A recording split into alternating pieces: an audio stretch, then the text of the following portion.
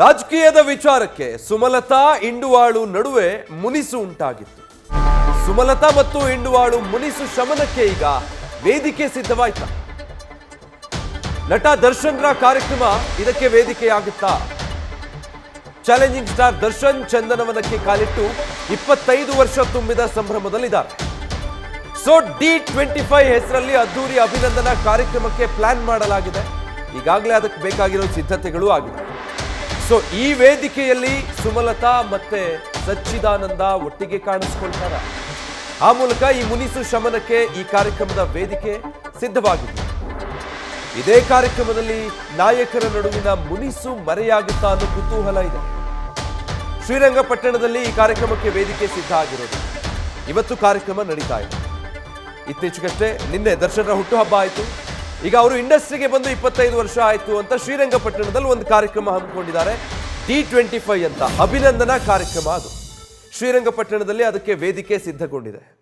So ಈ ವೇದಿಕೆ ಸುಮಲತಾ ಮತ್ತೆ ಸಚ್ಚಿದಾನಂದ ಇಂಡುವಾಳು ಅವರ ನಡುವೆ ಇರುವಂಥ ರಾಜಕೀಯ ಮುನಿಸನ್ನ ಶಮನಗೊಳಿಸೋದಕ್ಕೆ ವೇದಿಕೆ ಆಗುತ್ತಾ ಅನ್ನೋದು ಬಹಳ ಕುತೂಹಲಕ್ಕೆ ಕಾರಣ ಆಗ್ತಾ ಇದೆ.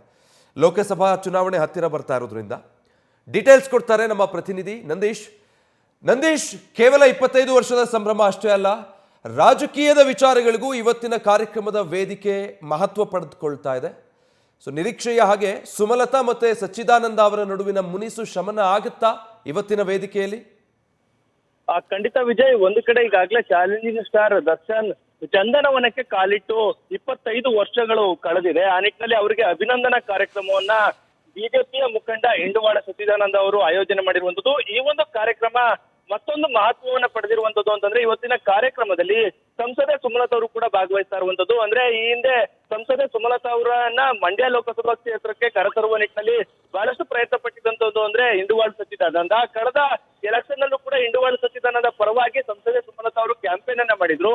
ಅದಾದ ಬಳಿಕ ಕೆಲ ದಿನಗಳ ಹಿಂದೆ ಒಂದು ರೀತಿ ಇಬ್ಬರ ನಡುವೆ ಮುನಿಸು ಕೂಡ ಪಟ್ಟಿರುವಂತದ್ದು. ಅದರಲ್ಲೂ ಕೂಡ ಪ್ರಮುಖವಾಗಿ ಮಾಜಿ ಸಿಎಂ ಕುಮಾರಸ್ವಾಮಿ ಅವರನ್ನ ಇಂಡುವಾಳ ಸಚ್ಚಿದಾನಂದ ಅವರು ಭೇಟಿ ಮಾಡಿದ್ರು. ಅದಾದ ಬಳಿಕ ದೇವೇಗೌಡರು ಸಚ್ಚಿದಾನಂದ ಅವರನ್ನ ತನ್ನ ಶಿಷ್ಯ ಅಂತ ಹೇಳಿದ್ರು. ಅಲ್ಲದೆ ಮತ್ತೊಂದು ಕಡೆ ಬಿಜೆಪಿಯ ಮುಖಂಡ ಡಾಕ್ಟರ್ ಸಿದ್ದರಾಮಯ್ಯ ಅವರ ಪರವಾಗಿ ಟಿಕೆಟ್ ಅನ್ನ ಅಂದ್ರೆ ಮಂಡ್ಯ ಲೋಕಸಭಾ ಕ್ಷೇತ್ರದ ಟಿಕೆಟ್ ಅನ್ನ ಕೊಡಬೇಕು ಮೂಲಕ ಒಂದು ಸಭೆಯಲ್ಲೂ ಕೂಡ ಬಹಿರಂಗವಾಗಿ ಹೇಳಿಕೆಯನ್ನು ಕೊಟ್ಟಿದ್ರು. ಆ ಮೂಲಕ ಸಂಸದೆ ಸುಮಲತಾ ಹಾಗೆ ಇಂಡುವಾಳ ಸಚ್ಚಿದಾನಂದ ಅವರ ನಡುವೆ ಒಂದಷ್ಟು ಬಿರುಕು ಇದೆ, ಮುನಿಸಿದೆ ಎಂಬ ಮಾತುಗಳು ಕೂಡ ಕೇಳಿ ಬರ್ತಾ ಇತ್ತು.